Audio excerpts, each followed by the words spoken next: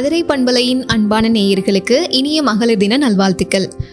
March 8 சர்வதேச மகளிர் தினத்தை முன்னிட்டு பெண்களுக்கான ஆரோக்கியம் பத்தி நிறைய விஷயங்களை நம்ம கூட ஷேர் பண்ணிக்கிறதுக்கு நிகழ்ச்சியில இணைந்திருக்காங்க மகப்பேறு மருத்துவர் பிரியா சிவபாலன் அவர்கள். வாழ்த்துக்கள் மேம், உங்களை பத்தி ஷேர் பண்ணிக்கோங்க. வணக்கம், நான் டாக்டர் பிரியா சிவபாலன், மகப்பேறு மருத்துவர். நான் அதிராம்பட்டினம் அரசு மருத்துவமனையில் மருத்துவராக பணியாற்றி வருகிறேன் மற்றும் ஷிஃபா மருத்துவமனை அதிராம்பட்டினத்தில் மாலை 5 to 9 மணி வரை மருத்துவராக பணியாற்றி வருகிறேன்.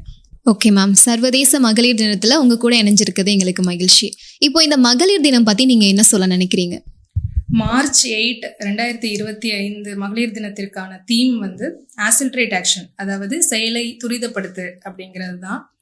பெண் குழந்தைகளுக்கு எதிரான பாலியல் வன்கொடுமைகள் குறைக்கப்படணும், அதற்கு எதிரான தண்டனைகள் வந்து கடுமையாக்கப்படணும் அப்படிங்கிறது தான் என்னோட விருப்பமும் நோக்கமும். ஸோ இதற்கு பெற்றோர்களாகிய நாம் ஆரம்பத்திலிருந்தே பெண் குழந்தைகளுக்கு அவங்களுடைய சுய பாதுகாப்பை பற்றிய அறிவுரையை வந்து நம்ம கொடுக்கணும் மற்றும் அந்நிய ஆண்கள்கிட்ட அவங்க எப்படி பழகணும் அப்படிங்கிறத கண்டிப்பாக அவங்களுக்கு வந்து சொல்லிக் கொடுக்கணும். குட் டச் பேட் டச் பற்றிய விழிப்புணர்வை வந்து குழந்தைங்கள்ட்ட ஏற்படுத்தணும். பெண் குழந்தைகளை நம்ம எப்போதுமே நம்மளுடைய மேற்பார்வையிலேயே இருக்கிறத நம்ம உறுதிப்படுத்தணும்.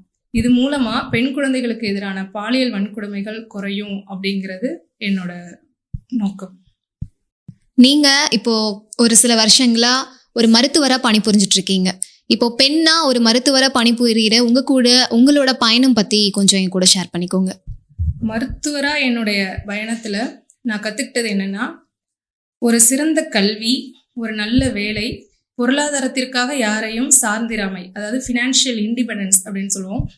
இது 3 பெண்களிடத்துல இருக்கிற பட்சத்துல யாருமே பெண்களை அடிமைப்படுத்த முடியாது, அவங்களோட வளர்ச்சியை யாருமே தடுக்க முடியாது அப்படிங்கிறது தான் என்னோட கருத்து. ஓகே மேம், இப்போ வந்து நீங்க ஒரு மகப்பேறு மருத்துவரா இருக்கிறதுனால உங்ககிட்ட இந்த கேள்வி. முந்தைய காலங்கள்ல பெண் குழந்தை பிறந்துருச்சு அப்படின்னு சொன்னா சலிப்படையக்கூடிய ஒரு நிலை இருந்துச்சு. இப்போ அந்த நிலையை நீங்க பாக்குறீங்களா? இருக்கிற காலகட்டத்தை விட இப்ப வர்ற காலகட்டம் கொஞ்சம் கொஞ்சம் மாறிட்டு தான் வருது. பெண் குழந்தையோ ஆண் குழந்தையோ குழந்தை நல்லபடியா ஆரோக்கியமா பிறந்தா போதும் அப்படிங்கிற மக்கள் சொல்ற வார்த்தையை நம்ம அதிகமா கேட்க முடியுது.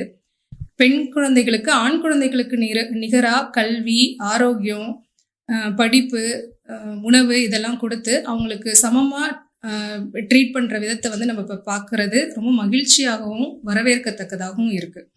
ஓகே மேம், ஒவ்வொரு பெண்களுக்குமே இந்த பொருளாதாரம் அப்படிங்கிறது எந்த அளவுக்கு ரொம்ப ரொம்ப முக்கியமோ அதே அளவுக்கு அவங்களுடைய உடல் ஆரோக்கியமும் அவசியமான ஒன்றா இருக்கு. உங்ககிட்ட எந்த ஒரு விஷயத்துக்காக அதிகமா ட்ரீட்மெண்ட்டுக்காக பெண்கள் வராங்க மேம்? ரத்த சோகை, அனீமியா என்று சொல்லப்படுகிற ரத்த சோகை நோய்க்காக தான் என்கிட்ட பேஷண்ட் வந்து நிறைய பேஷண்ட் ட்ரீட்மெண்ட்டுக்கு பெண்கள் வராங்க. இந்த அனீமியா வந்து எல்லா வயதினர்கிட்டையும் காணப்படுது. முக்கியமா வளரிளம் பெண்கள் மற்றும் கர்ப்பிணி பெண்கள் அதிகமாக இந்த ரத்த சோகை நோயால பாதிக்கப்படுறாங்க. வளரிளம் பெண்கள் அடலசன் கேர்ள்ஸை பொறுத்தவரையும் ஸ்கூல்ஸ்க்கு அதிகமா சீக்கிரமா கடகடன் கிளம்புறது மூலமாகவும் பிளஸ் வந்து அவங்களுக்கு அந்த சரிவிகித உணவை பற்றிய ஒரு புரிதல் இல்லாதனாலமா ரத்த சோகை நோயால சீக்கிரமாவே பாதிக்கப்படுறாங்க. ஸோ இதை வந்து பெற்றோர்களாகிய நாம் அவங்கள்ட்ட சரிவிகித உணர்வை பற்றிய விழிப்புணர்வை வந்து குழந்தைங்களுக்கு நம்ம கொடுக்கணும். ஜங்க் ஃபுட்ஸு, ஃபாஸ்ட் ஃபுட்ஸு இதெல்லாம் வந்து குழந்தைங்களோட பசியை தான் அடக்குமே தவிர அவங்களுக்கு தேவையான நியூட்ரிஷனலை வந்து கிடைக்க கூடாது. ஸோ ஜங்க் ஃபுட்ஸ் அப்படின்னா பாட்டில் ஐட்டம்ஸ் எல்லாமே, அதாவது கேக்கு, பிஸ்கெட்ஸு, முறுக்கு, இது மாதிரியே ஜங்க் ஃபுட்ஸையும் ஃபாஸ்ட் ஃபுட்ஸு, அதாவது பீஸா, பர்கர் இதெல்லாம் வந்து அவாய்ட் பண்ணுறோம். அப்படிங்கிறது மூலமாகவே நம்ம வந்து குழந்தைங்களுக்கு தேவையான ஊட்டச்சத்து மிக்க உணவுப் பொருட்களை வந்து நம்ம வந்து அதிகமாக கொடுக்கணும். அதாவது ஊட்டச்சத்து அதிகம் அப்படிங்கும்போது இரும்பு சத்து, கால்சியம், புரோட்டீன் இது மாதிரியான எல்லா சத்துகளும் கலந்த உணவுக்களை தான் குழந்தைங்களுக்கு வந்து நம்ம கொடுக்கணும். இரும்பு சத்து எந்தெந்த உணவுப் பொருட்கள்ல அதிகமாக இருக்கு அப்படின்னு பார்த்தோம்னா மாதுளம்பழம், பெரிச்சம்பழம், அத்திப்பழம், ஆட்டு ஈரல், சுவரொட்டி, முருங்கைக்கீரை, வெல்லம் சேர்த்த உணவுப் பொருட்கள் இதிலெல்லாம் இரும்பு சத்து அதிகமாக இருக்கு. கால்சியம் வந்து பால், முட்டை, ராகி போன்ற உணவுப் பொருட்கள்ல அதிகமாக இருக்கு. புரோட்டீனை பொறுத்தவரையும் அசைவ உணவுப் பொருட்கள், தானிய வகைகள், பருப்பு வகைகள் இதுல வந்து அதிகமா இருக்கு. இது மாதிரியான உணவுப் பொருட்களை நம்ம சரிவிகிதமா கொடுக்கறது மூலமா எல்லா ஊட்டச்சத்தும் குழந்தைங்களுக்கு கிடைச்சு அவங்களோட உடல் ஆரோக்கியத்தை வந்து அது மேம்படுத்தும் அப்படிங்கிறது தான் உண்மை. கர்ப்பிணி பெண்களை பொறுத்தவரையும் இரத்த சோகை நோய் வந்து ஒரு முக்கியமான ஒரு சேலஞ்சிங்காக இருக்குது. எங்களை மகப்பேறு மருத்துவரை பொறுத்தவரையும் இரத்த சோகையை வந்து கர்ப்பிணி பெண்கள்கிட்ட ட்ரீட் பண்ணுறது, அதை கண்டுபிடிச்சு ட்ரீட் பண்ணுறது அப்படிங்கிறது மிகப்பெரிய ஒரு சேலஞ்ச். ஏன்னா 80% ஆஃப் தி மெட்டர்னல் டெத் அப்படின்னு சொல்லுவோம். அதாவது கர்ப்பிணி பெண்கள் இறப்பு விகிதத்தில் 80% வந்து ரத்த சோகையால் தான் வருது அப்படிங்கிறது தான் ஆய்வு. அதனால தான் கவர்மெண்ட் வந்து ரத்த சோகையை குறைக்கிறதுக்காக ஒரு விகரஸாக ஒரு விரைவாக நடவடிக்கை எடுத்துகிட்டு வராங்க. இந்த நடவடிக்கையை அவங்க ஸ்கூல்லேருந்தே ஆரம்பிக்கிறாங்க. எப்படின்னா அடலசன்ட் கேர்ள்ஸ்க்கு ஸ்கூலில் பூச்சி மாத்திரை கொடுக்கறது, அயன் டேப்லெட்ஸ் கொடுக்கறது, ப்ளஸ் வந்து டாக்டர்ஸ் ஸ்கூலுக்கே போய் ஹெல்த் எஜுகேஷன் கொடுக்கறது. இது மூலமாக அடலசன்ட் கேர்ள்ஸ் வளர இளம் பெண்கள்கிட்ட ரத்த சோகையை பற்றி விழிப்புணர்வை ஏற்படுத்துகிறாங்க.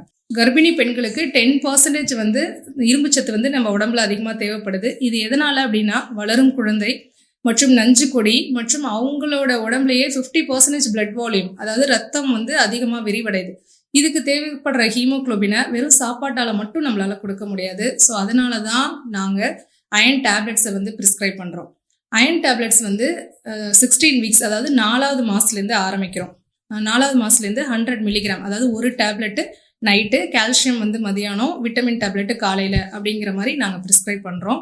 ஏன் 4வது மாதத்துலேருந்து ப்ரிஸ்கிரைப் பண்ணுறோம்? ஃபஸ்ட்டு 4 மாதத்தில் அயன் டேப்லெட் கொடுக்கக்கூடாதா அப்படின்னா, ஃபஸ்ட்டு 4 மாதத்தை பொறுத்த வரையும் குழந்தைகளுக்கு அந்த வளர்கிற கருவுக்கு தேவைப்படுற ஹீமோக்ளோபின் வந்து கம்மியாக தான் இருக்கும்.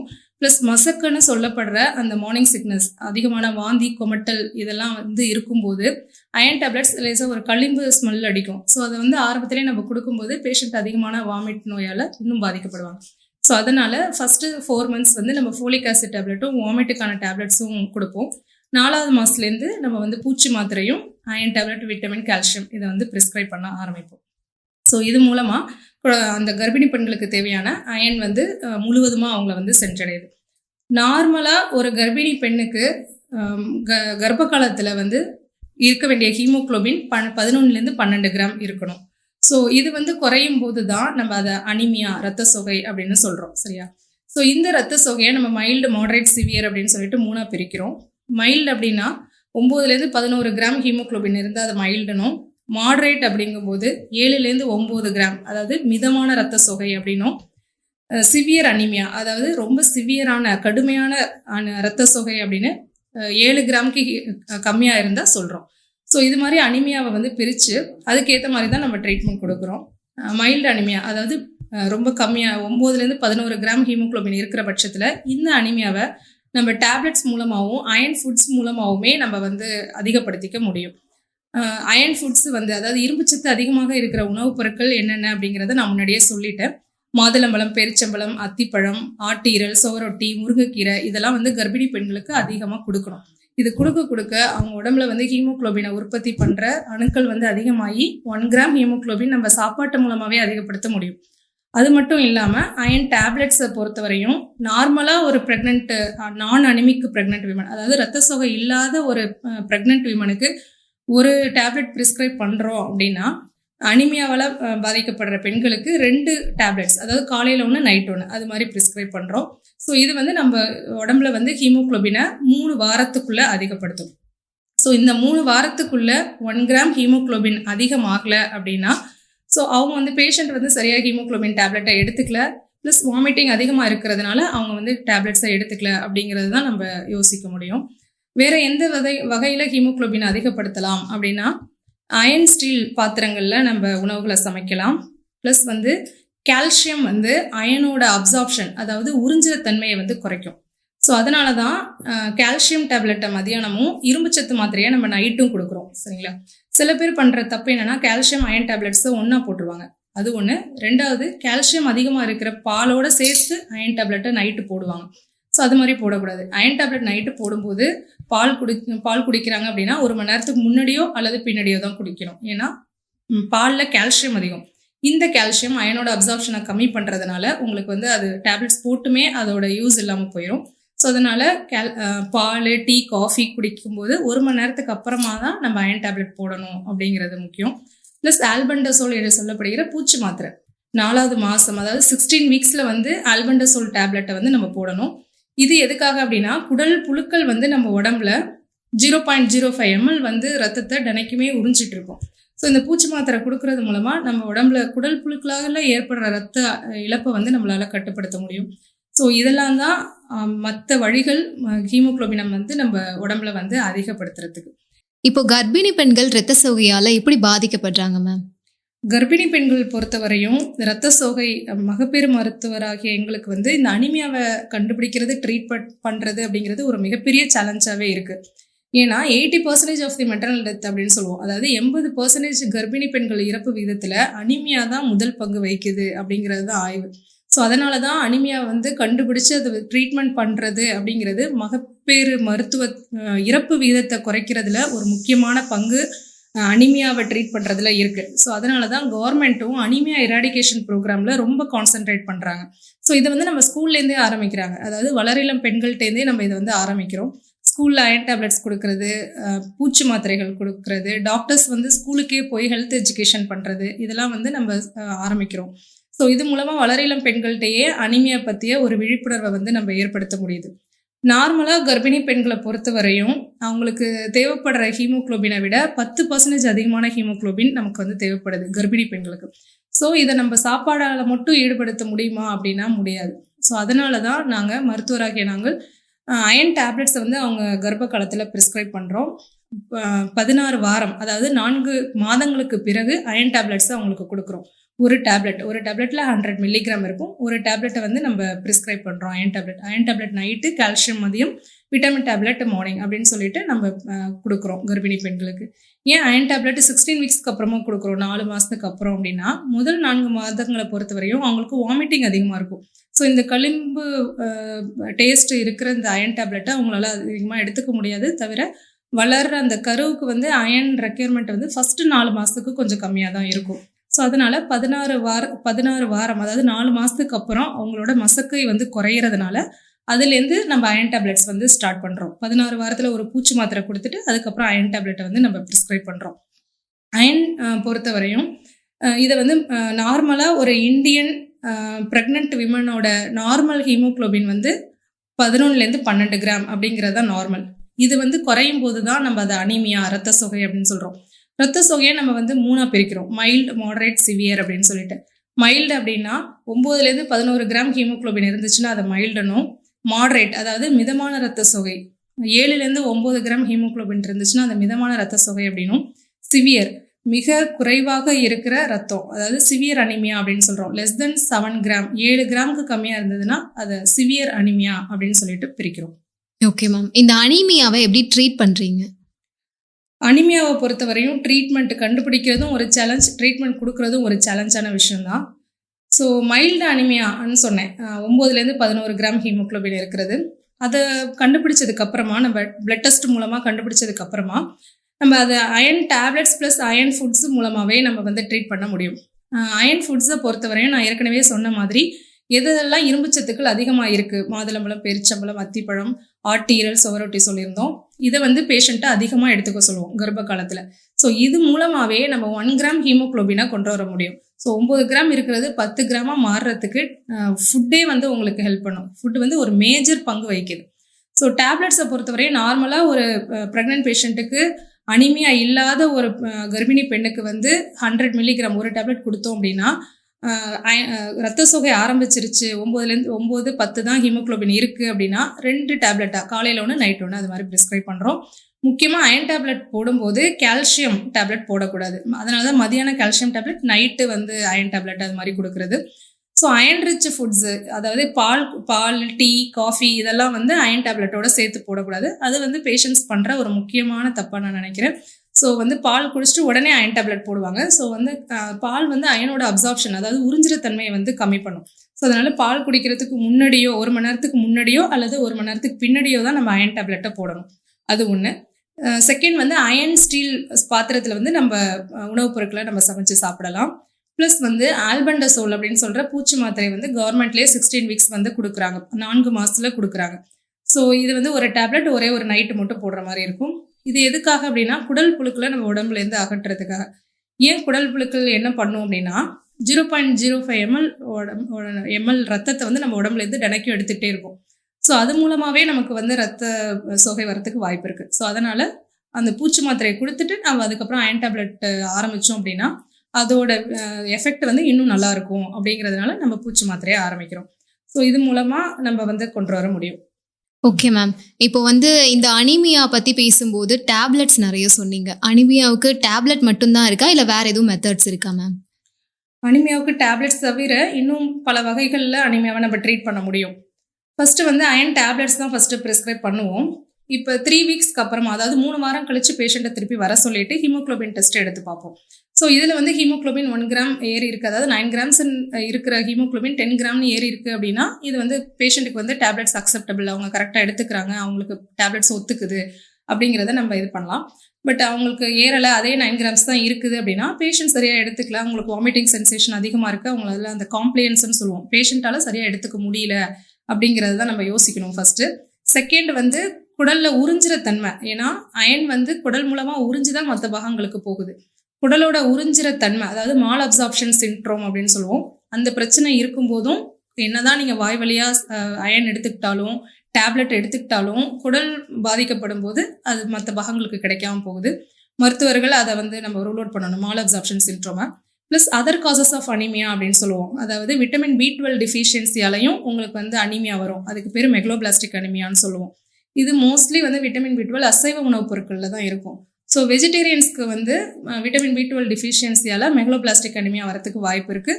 ஸோ அதை வந்து நம்ம பிளட் டெஸ்ட் மூலமாக கண்டுபிடிச்சு நம்ம வந்து அதை டேப்லெட் மூலமாகவோ இன்ஜெக்ஷன் மூலமாகவோ நம்ம சரி பண்ணிக்க முடியும்.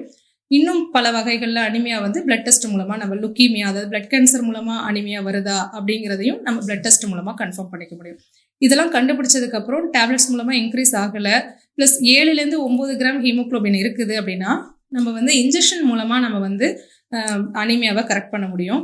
இது வந்து முன்னாடி வந்து இடுப்பில் இன்ஜெக்ஷன் போடுறது, ஐஎம் இன்ஜெக்ஷன் சொல்லுவோம், அது வந்து முன்னாடி பண்ணிட்டு இருந்தாங்க ஓல்டு ப்ராக்டிஸ். பட் இப்போ வந்து நம்ம அதை பண்ணுறதில்ல, ஏன்னா அதனால் உள்ள காம்ப்ளிகேஷன்ஸ், பின் விளைவுகள் அதிகமாக இருக்குது.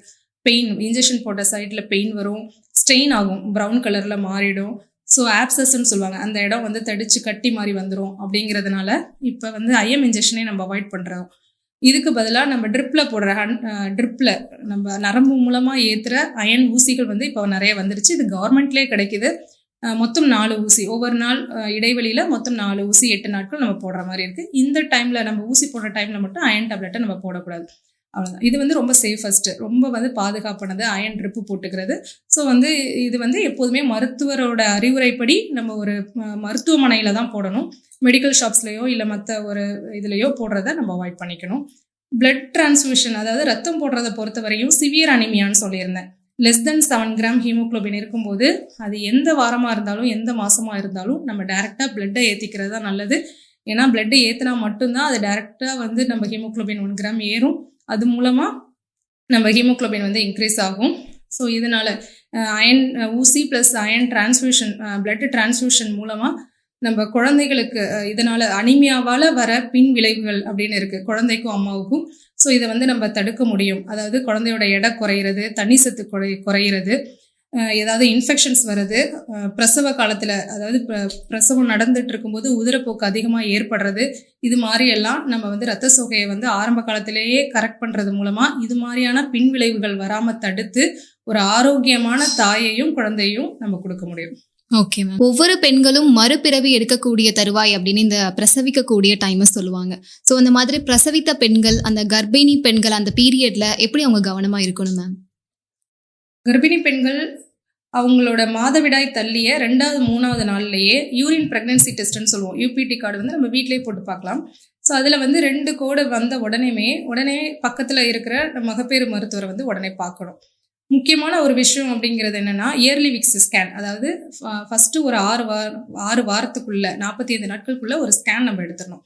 இந்த ஸ்கேனில் என்னென்ன தெரியும் அப்படின்னா குழந்தை வந்து கர்ப்பப்பையில் இருக்கா கருக்குழாயில் இருக்கா, ஏன்னா கருக்குழாயில் இருக்கிறதுனால நிறைய பின்விளைவுகள் வருது. ஸோ அதை வந்து நம்ம சீக்கிரமாகவே கண்டுபிடிச்சு அவாய்ட் பண்ண முடியும். ப்ளஸ் 1 குழந்தையா 2 குழந்தையா, துடிப்பு வந்துருச்சா அப்படிங்கிறத நம்ம சீக்கிரமாகவே கண்டுபிடிக்க முடியும். ஸோ அதனால் இயர்லி வீக் ஸ்கேன், ஃபஸ்ட்டு எடுக்கிற ஸ்கேன் ரொம்ப முக்கியம். ஆரம்ப காலகட்டத்தில் எடுக்கக்கூடிய பிளட் டெஸ்ட் எல்லாத்தையுமே உடனே எடுத்துடணும். ப்ளஸ் வந்து பக்கத்தில் இருக்கிற ஆரம்ப சுகாதார நிலையத்தில் போய் அவங்க ப்ரெக்னன்சியை போய் பதிவு பண்ணி RCH ஐடின்னு சொல்லுவோம், பிக்மி நம்பர் வந்து வாங்கணும். ஏன்னா இந்த பிக்மி நம்பர் வந்து அவங்களோட பர்த் சர்டிஃபிகேட்டுக்கு ரொம்ப முக்கியம். ஸோ அதனால் கண்டிப்பாக பர்த் சர்டிஃபிகேட்டுக்காக இந்த பிக்மி நம்பரை வாங்கி ஆகணும். செகண்ட் விஷயம் என்னென்னா மகப்பேறு மருத்துவர்கிட்ட அவங்க செக்கப்புக்கு வரும்போது அவங்களோட மெடிக்கல் ஹிஸ்ட்ரி ப்ளஸ் சர்ஜிக்கல் ஹிஸ்ட்ரின்னு சொல்லுவோம், அவங்கள பற்றிய முழு விவரத்தையும், அதாவது அவங்க ஏற்கனவே டேப்லெட்ஸ் ஏதாவது டிபிக்கோ இல்லை ஆஸ்மா, அலர்ஜி, ஹார்ட் டிசீஸு இல்லை வெட்டு வியாதி இதுக்காக ஏதாவது டேப்லெட்ஸ் எடுத்துகிட்டு இருந்தாங்க அப்படின்னா அதை முழுவதுமாக அதை பற்றி அந்த மருத்துவர்கிட்ட அவங்க டிஸ்கஸ் பண்ணணும். ஓல்டு ரெக்கார்ட்ஸ், பழைய ரெக்கார்ட்ஸ் ஏதாவது வச்சுருந்தாங்கன்னா அதையும் எடுத்துகிட்டு வந்து டாக்டர்ஸ் கிட்ட காமிக்கணும். ப்ளஸ் சர்ஜிக்கல் ஹிஸ்ட்ரின்னு சொல்லுவோம். ஏதாவது அவங்க ஆப்ரேஷன் பண்ணியிருக்காங்க சின்ன வயசில், ஹார்ட் ஆப்ரேஷன். ஏன்னா சில பேர் வந்து அதை மறைக்கணும் அப்படின்னு நினைக்கிறாங்க. ஸோ அது தவறு. ஏன்னா அதை வந்து நம்ம சொன்னாதான் டாக்டர்ஸ் வந்து நம்ம அடுத்த ஸ்டெப்புக்கு வந்து நம்ம போக முடியும். ஸ்பெஷாலிட்டி ஒப்பீனியன்னு சொல்லுவோம். ஹார்ட்டில் ஏதாவது ப்ராப்ளம்னா அந்த ஹார்ட் டாக்டர்ஸ் கிட்ட நம்ம ஒப்பீனியன் வாங்கி நம்ம ப்ராக்ரஸ் பண்ணுறது. ஸோ இது மாதிரி ஸ்பெஷாலிட்டி ஒப்பீனியன் வந்து எங்களால் வாங்க முடியும். வெட்டு வர வியாதியாக இருந்தாலும் சரி, ஹார்ட் டிசீஸாக இருந்தாலும் சரி, நம்ம ஒப்பீனியன் வாங்க முடியும். அதனால எல்லாத்தையுமே நம்ம மகப்பேறு மருத்துவர்கிட்ட நம்ம வந்து டிஸ்கஸ் பண்ணணும் அப்படிங்கிறது ரொம்ப முக்கியமான ஒரு விஷயம். அடுத்து வந்து ஸ்கேனை பொறுத்தவரையும் 3rd மந்த்லேயும் NT ஸ்கேன் அப்படிங்கிறதையும் 5 மாதத்தில் அனாமலி ஸ்கேன் எடுக்கிறோம். இது ரெண்டுமே வந்து ரொம்ப ரொம்ப முக்கியமான ஸ்கேன். இந்த 2 ஸ்கேனுமே நம்ம ரேடியாலஜிஸ்ட், அதாவது ஸ்கேன் டாக்டர்கிட்ட தான் எடுக்கணும். இதில் எதுவும் குறைபாடுகள் குழந்தைக்கு இருக்குதுன்னா நம்ம மேற்கொண்டு மேற்சிகிச்சைக்கு அவங்கள பரிந்துரை பண்ணி ஃபீட்டல் மெடிசன் ஒப்பீனியன்னு சொல்லி ஒன்று வாங்குகிறோம். அவங்க தேவைப்பட்டால் பனிக்குட நீர்லேருந்து அந்த டெஸ்ட்டை எடுத்து குழந்தைக்கு அனாமல் குறைபாடு இருக்கா இல்லையா அப்படிங்கிறத கன்ஃபார்ம் பண்ணுறாங்க. அடுத்தடுத்த மாதங்கள் மகப்பேறு மருத்துவரோட அறிவுரைப்படி அவங்க செக்கப்புக்கு வந்து பிபி, பல்ஸு, குழந்தையோட துடிப்பு, தண்ணி சத்து, சுகரோட அளவு எல்லாத்தையுமே அவங்க வந்து பரிசோதனை பண்ணி ப்ரெஷர், சுகர் ஏதாவது ரத்த சோகை இது மாதிரி ஏதாவது இருந்தால் அது இயர்லியராகவே நம்ம கண்டுபிடிச்சி அதுக்கான டேப்லெட்ஸ் இல்லைனா இன்ஜெக்ஷனை நம்ம ப்ரிஸ்கிரைப் பண்ணிவிட்டு எந்த டேட்டில் நம்ம அவங்க பிரசவத்துக்காக அட்மிஷன் போடணும், எந்த டேட்டில் நம்ம டெலிவரி பார்க்கணும் அப்படிங்கிறத நாங்கள் பேஷண்ட் கிட்ட டிஸ்கஸ் பண்ணுறோம். ஸோ இது மூலமாக அவங்களுக்கு வரக்கூடிய ப்ரெக்னன்சியால் வர காம்ப்ளிகேஷன்ஸையும் நம்ம தடுக்க முடியும். கரெக்டான அவுட்கம், ஃபீட்டல் அவுட்கம், அதாவது குழந்தைக்கு கரெக்டான ஒரு அவுட்கம் வந்து நம்ம கொடுக்க முடியும். ஓகே. அடுத்ததா கருவுறாமை அப்படின்னு அழைக்கப்படக்கூடிய இன்ஃபர்டிலிட்டி இப்போ அதிகரிச்சுட்டு வருது. அதை எப்படி மேம் கையாள்றது? இன்ஃபர்டிலிட்டி அதாவது கருவுறாமை வந்து இப்போ ரொம்ப ஜாஸ்தி ஆகிட்டு இருக்கு இந்த காலகட்டத்தில். அதுக்கு வந்து நிறைய காரணங்கள் இருக்குது. அதுக்கு வந்து ஆணுக்கான காரணங்களும் இருக்குது, பெண்ணுக்கான காரணங்களும் இருக்குது. ஸோ ஒரு நார்மலான செக்ஷுவல் லைஃப்பில் இருக்கிற ஒரு ஹஸ்பண்ட் அண்ட் ஒய்ஃபு ஸோ 1 வருஷத்தில் கன்சீவ் ஆகலை அப்படின்னாலே நம்ம வந்து அதுக்கான காரணம் என்ன அப்படிங்கிறத உடனே மருத்துவரை அணுகி நம்ம வந்து அதை பற்றி பரிசோதனை பண்ணிக்கணும். பெண்களுக்கான காரணங்களை பொறுத்தவரையும் உடல் பருமன், PCOD, தைராய்டு, ப்ளஸ் கருக்குழாயில் அடைப்பு, கர்ப்பப்பை சம்மந்தப்பட்ட பிரச்சனைகள் மற்றும் கர்ப்பப்பையில் எதுவும் கட்டி, ஃபைப்ராய்டு கட்டி இது மாதிரி இருக்கும்போது அவங்களுக்கு கருவுறாமத்தன்மை இருக்கிறதுக்கு வாய்ப்பு இருக்குது. ஆணுக்கான காரணிகளை பொறுத்தவரை ஆண்களோட விந்தணுக்களோட குறைபாடு மற்றும் விந்தணுக்கள் நீந்திர தன்மையில் மற்றும் மார்ஃபாலஜி அமைப்பு, விந்தணுக்களோட அமைப்பு மாறி இருந்தாலோ மற்றும் விரைப்புத்தன்மை, ஆண்களுக்கான விரைப்புத்தன்மை கம்மியாக இருந்தால் மற்றும் விந்தணுக்கள் வெளியேறதுல எதுவும் குறைபாடுகள் இருந்தால் இது மாதிரி மலட்டுத்தன்மை வரத்துக்கு வாய்ப்புகள் இருக்குது. ஸோ அதனால் உடனே வந்து அதற்கான காரணி என்னங்கிறத நம்ம கண்டுபிடிச்சி அதுக்கான ட்ரீட்மெண்ட்டை வந்து நம்ம சீக்கிரமாக ஆரம்பிக்கணும். அது மூலமாக நிறைய சக்ஸஸ்ஃபுல் ரேட் இப்போ நம்ம கொடுத்துட்ருக்கோம். ஏன்னா இப்போ நிறைய அட்வான்ஸ் டெக்னிக்ஸ் வந்துருச்சு. So IVF, IUI, IVF, ICSI இது மாதிரி நிறைய அட்வான்ஸ் டெக்னிக்ஸ் வந்துருக்கிறதுனால அதை நம்ம யூஸ் பண்ணிட்டு அது மூலமாக பயனடையணும் அப்படிங்கிறது தான் என்னுடைய கருத்து. இதுவரையும் இந்த மகளிர் தினத்தில் நிறைய நல்ல விஷயங்கள், ஆரோக்கிய விஷயங்களை எங்கள் கூட ஷேர் பண்ணிக்கிட்டீங்க. இப்போ ஃபைனலாக அதிரை பண்பலை நேயர்களுக்கு நீங்கள் சொல்ல வரக்கூடிய தகவல்கள். இந்த மகளிர் தினத்தில் வளரிளம் பெண்களுக்கும் கர்ப்பிணி பெண்களுக்கும் நல்ல பயனுள்ள விஷயங்களை பகிர்ந்துக்கிறதுக்கு வாய்ப்பளித்த அதிரை பண்பலைக்கு நன்றி. தேங்க்யூ.